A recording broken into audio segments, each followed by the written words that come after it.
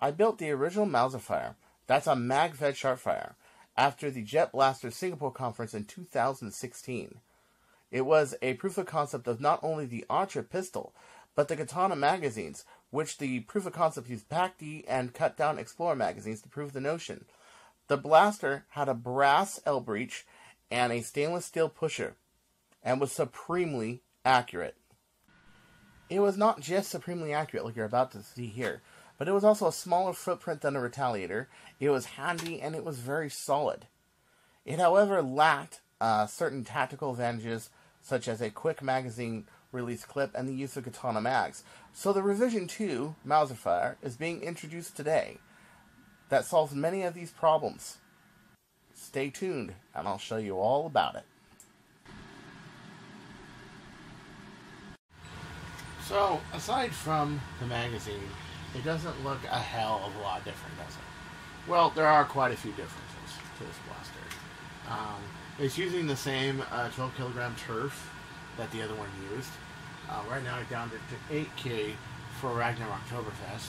The last one won me at the Stalking Dead at Ragnar Oktoberfest.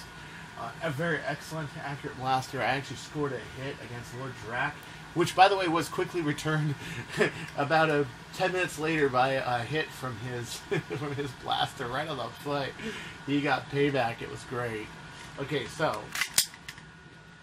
one thing you'll notice, okay, that drops out. Just like that. Oh, yes. No longer do you have to manually push or pull the magazine. It's very nice. You can still see the masking from the grinding that was done with the Dremel back there, as you can see, right back there. You can still see that it's still marked with blue pen where I wanted the breech or not. It is a little bit thinner of a breech rail, yes. However, it goes a little bit closer into the dart.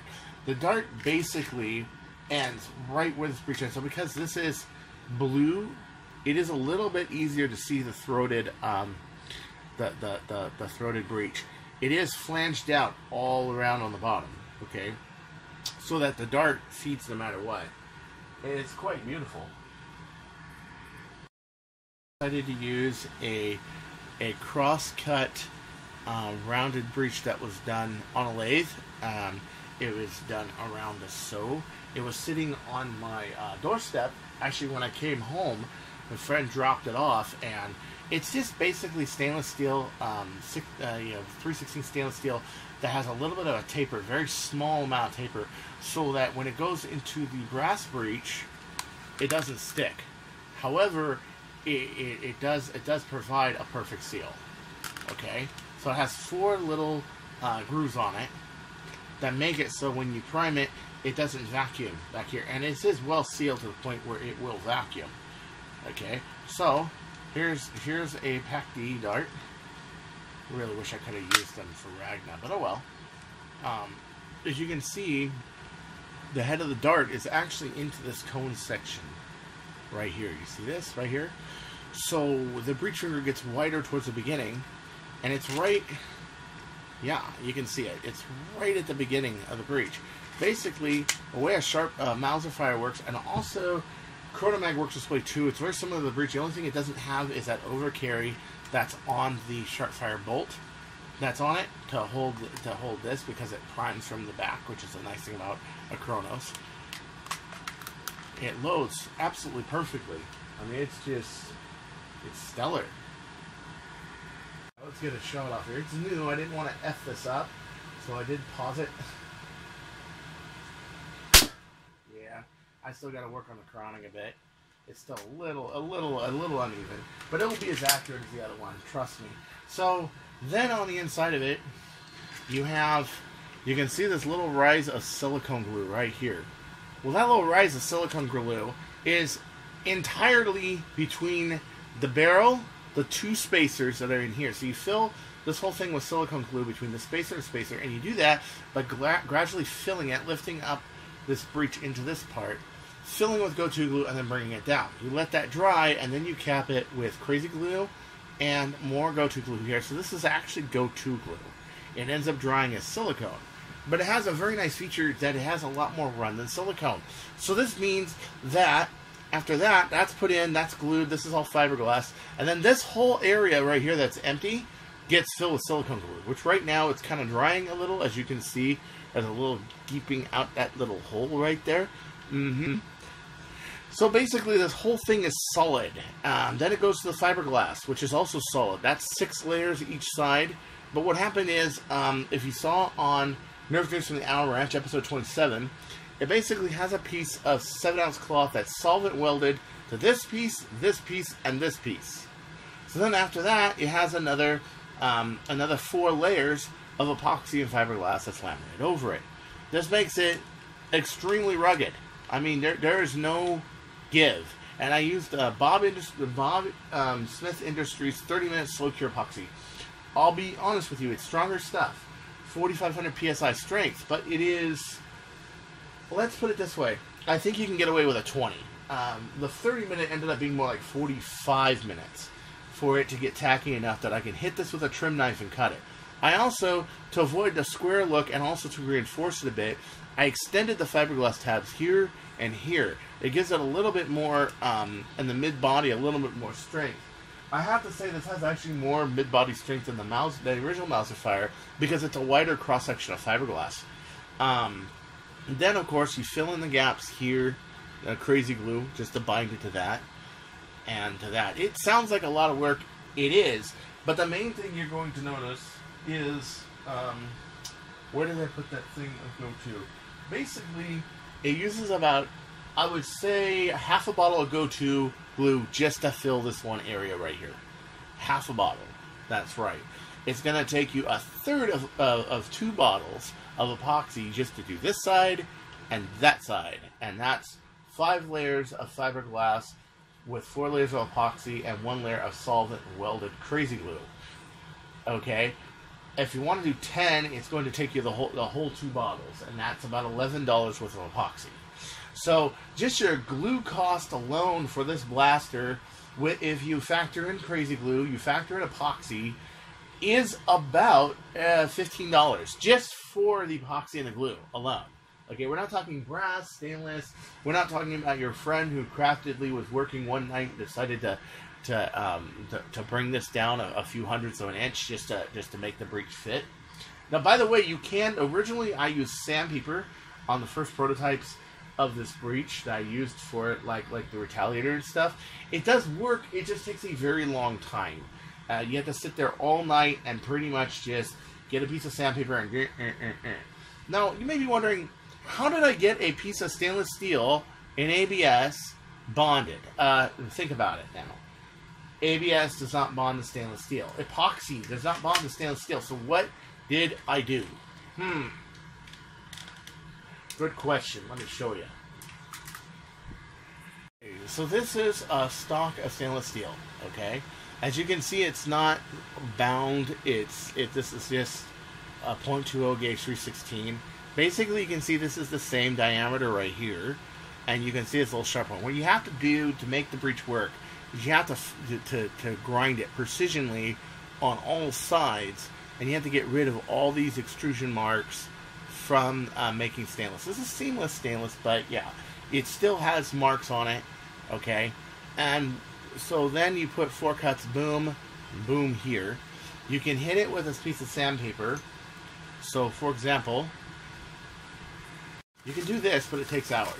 You basically take the very front of it and you grind it. Also, the hard part about this is if you're using 2 fingers, you don't have the precision that, let's say, a lathe does. It takes moments with a lathe. It doesn't take that long. Basically, you got a friend. He's got some 220 or 320, silicone carbide, and he basically just throws this on a lathe and he just hits this one point and tapers it. The other thing is, okay, how do you bind it to ABS? Okay, so you see this ring right here? That was done with a pipe cutter. So essentially, here's a pipe cutter. This is a Husky pipe cutter. It has a little bit of a softer wheel on it because I've been using it for a while. Okay, so tighten this down, turn it, tighten it down, turn it, and you do that for a while because this takes a while to do. It does. Essentially what you'll end up getting are grooves inside of the stainless steel. And you wait for it to get pretty deep. So, I usually don't have this oil in hands when I'm doing this. So, what this does is it makes channels. Now, when you fill this when you backfill this with epoxy inside of your pusher cup, it's going to fill up, and these areas get constrained to the epoxy. Now, it's very important that the epoxy fills up these, so you do want these a little deeper than this. And you want about 3 grooves. This has 3 grooves in it. What that does is it makes it so that the pusher can't pull out. So if you're ever firing it, and I'm doing one of these, right, the pusher can't come out. That's very important. And it pretty much binds itself to the inside of the pusher cup. If anyone's ever seen the inside of a Sharpfire pusher cup, once you take out the AR, and yes, you have to remove the AR assembly too, on a Sharpfire they're a pain. You're better off doing it with a 1/2 inch drill than actually trying to grind it out with a file or something, because it's very difficult. Okay? It makes it so that the pusher never pulls out. It also doesn't get unsealed. But just for safe measure, behind it, I put in a little bit of Go-To glue to make sure that no air gets past it, because pneumatic pressure can work epoxy loose. I've seen it before. The Breech look like when it's done. I decided to take this apart just to show you. Okay, and one other feature that I put on here that I really have to show you to explain. There is your bolt right there. Do you notice how little space you have compared to, let's say, a long shot bolt assembly or a ret bolt assembly? That's one thing. The other thing is, this is 11.25 millimeters on the inside. Well, this is a little flange, but the inside of it's 11.25. Same diameter as a 45 caliber slug, which is pretty cool. You can see the back of it. It's filled with epoxy on the inside, which gets rid of... Oh, by the way, if you ever do a Sharpfire, make sure to glue this on the outside. This area tends to leak, especially where this little divot is. It tends to leak, not hold pressure. Okay, so basically, that's the stainless steel I was talking about got hammer tapped into here, and then it was backfilled with epoxy, and then the very back of it is backfilled with Go-To glue, and then that makes a nice light silicone layer over it. This is basically what the pusher looks like. So you have this little crown overhead that pushes it. So for reference, let's take the grip, the prime grip right here. That's basically what it is. Essentially, this becomes your bolt side. Okay, and it had the first one had a couple problems. I broke about 3 of these. You may notice it doesn't have the original on the outside and the original plunger tube. I went through 2 plunger tubes and 3 of these. Okay, the problem was very simple. This part right here, to feed properly, you have to have bare stainless steel. Okay, you can see how it's machined. You see this little taper up here. It's very, very small and unnoticeable, but it's a curve on the front. It makes it so it can feed into brass. You can do this by hand, yes, but it takes a long time to do, and you might crash if you want. I got a little crazy one here. Let's get this off. Okay, but you can see this one crane assembly right here. What happens is this is really weak, and it has a lot of flexi assembly. The original Mauserfire, it's just this plastic part right here. That's it. I wanted to improve that, so I decided to put a 3/8 inch strip of fiberglass, taped with fiber cloth, and put a small little lip there. Oh, this was hard. This took me better half of yesterday to do. After this was cut, it was, again, you had your layer of your first layer of fiberglass and crazy glue. Then you had the layer of you had about 7 layers of epoxy and fiberglass on top of that. But the trick was, one, I had to cut this exactly perfect so it would fit inside of the katana mag. That wasn't easy. The other problem was that I picked way too slow of an epoxy for such a tiny little part. It was okay for this, and I was even losing my temper with this. But this, yeah, really should be done with 10-minute or 15-minute epoxy, not 5. 5 is just too weak. Okay. So, yes, gel time does influence how strong the part ends up being at the end. So then I crazy glued the outside of this, right here, a few coats. But the cool thing is getting this spacing right. So I looked up the specs on 3M Extreme Packing Tape. You know how 3M has specs? They do. Of how thick their tape is. Well, they varied it. 1.5 mils to 2 mils. Oh, that's great. I got a 25% chance of error. Thank you, 3M. You know, it sucked. You know, I looked in the reference manual. 1.5 to 2 mils. So I have to eyeball it by putting it here. I could have looked up duct tape brand, but I don't know what the duct tape brand mil specs are. And I basically had to eyeball this to that on the back side. And what this does is it makes it so this and this hit at the same time. It still took me another layer of tape here because it was a little loose after to make this so this would be centered. But what this does is it makes the priming real easy. It makes it so this and this take the same amount of force, and this pushes all the way back here and delivers my torque much better to the pusher cup. Not to mention, it takes the flex, all the flex out of this. This is like a piece of steel now. Bitchin', you know? So I made it so it fit this perfectly, absolutely perfectly on the inside. Okay, here, let me show you. It's even tight to get in. See that? So on both sides, this is pushing into here, and it's pushing into here. And see this right here? This back here? Yeah. You can't really make this any thicker. If you do that, it's one of the challenges of a Sharpfire. If you do that, see that? No clearance. None. See? None. Here, let me show you. Yep, right there. You have to make it so that this is so. The other part is, it's very hard to laminate anything in this tiny little area, even if you had a little bit of clearance. So, in reality, you're stuck with it. But the cool thing is that once the two sides are together on a Sharpfire, and this is why I got really into modding Sharpfires. Look at that front end of that bolt sled. It's just this one little tight little area, and it's tied into this top part here and this rides on 3 rails. Do you know what's so nice about that?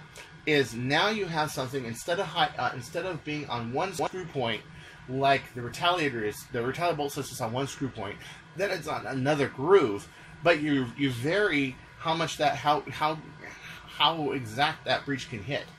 It will hit the dart gate accurately. On a Sharpfire, it is perfect. It hits it boom, boom, boom. Everything lines up on a Sharpfire. Your frame lines up to your plunger tube. Your barrel, if glued to the frame, lines up to the lines. The grip lines up to your frame, lines up to your barrel, lines up to your breech. There's very little chance of inaccuracy with a Sharpfire. Why do I mod Sharpfires? Well, that's one reason. The other reason is it's very compact, and if you rapid fire it, you can get a pretty good rate of fire with these. You can see one round that I had at this Nick War at Old Hammer Park, where I had tossed the bird of prey, and I pulled this out, and within 5 shots, I got the guy with the caliber. Seriously. I mean, just boom, boom, boom, boom, boom, boom, boom. Just boom, click, boom, click, boom, click, boom, click. Yeah. It was very cool. So not only does it have the accuracy of, let's say, a target pistol, and it's very solid, even with all the parts off. No twist, no bend, no anything. It feels light. It's not heavy materials. This is filled in the front, but the front heaviness that actually adds to the accuracy a little bit. And the rear sight and the front sight line up perfectly. See, this thing is a shooter's dream. It really is. Anybody who's really serious about shooting, really, make a Mauserfire. You won't regret it. You absolutely won't regret it.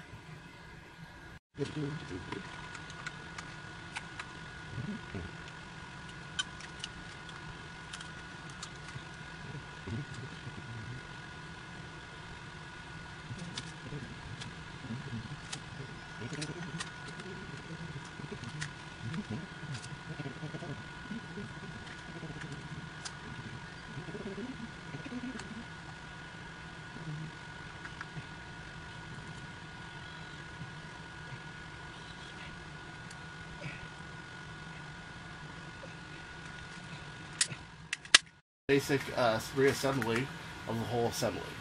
There it is. The other thing I did was I decided to put a stock adapter notch on it. The other one has it off because I use this as a pistol, but I thought, you know, why not? You know what I mean? Little carbine action there. Never did anybody. However, the sight line between here and here, this is a little blurry. Yeah, it's a bit, you know, a little, you know. I kind of like it just as a pistol, you know. but I figured why not. These are a little hard to service. Let me explain why in a second. Cool, found that screw. I lost one of the screws while I was disassembling it. It happens. Okay, so this is very difficult to take apart. It can be done. It can be 100% serviced. So, essentially, you can take this assembly and this assembly off without actually removing this. So if you want to take your upper part of it off and you want to leave the receiver, you have to open up this screw, this screw, this screw, this screw, this screw, and then you have to pry it open. Well, that's a little tough to do. And there's just one reason why I don't use as many, I might not be using that many layers of epoxy on this, because I do want to be able to take that off. So you have to part this open and then pry it out of there, and then it slides off. So you can take this off by doing it. You can replace your plunger tube, your pusher, all this stuff. You can also take this off, this out, and your spring assembly and your plunger cup simply by just removing all that. Okay. Here you only have 3 parts. If you want to use it for pistol, you only have 2. Trigger catch. That's it. Okay. So and on the trigger, of course, you want to cut out the little arm on this thing that goes up here, because otherwise it won't have enough action for the heavier springs. You have this part here that basically you just remove this screw, this screw, this screw, this screw. You pry it and you can put in your stock adapter. No problem. Okay. But the problem is that you can never get that 2 halves completely apart, because once this is built, this is completely bound in the front. And now with the magazine, it's bound everywhere. So it's a little difficult to service. It can be done. I do it on the Mauserfire all the time. Okay, it can be done. But it's not as easy. You basically have to pry it open, slide in the parts, put it in. Also, I recommend using either a jet long shot spring or a turf long shot catch spring on the inside of here. Even though the normal catch spring will catch this, it will catch the plunger cup, it will not catch it as fast for rapid fire. In one nick where I had too slow of a spring and it kept catching, that was the reason why. The faster catch spring makes it so rapid fire at higher rates of fire is much nicer. So at any rate, this is Chris Cartaya saying no to about changing, and this is the Mauserfire Rev2, which has a few minor tweaks, a few minor improvements over the Mauserfire, but I think it makes it much more practical for most people to use. That's why a lot of people will pick up the original Mauserfire and they'll think it's really foreign because it doesn't have a catch. The magazine just goes in there and is stopped basically by the front tape here. It was a prototype, okay.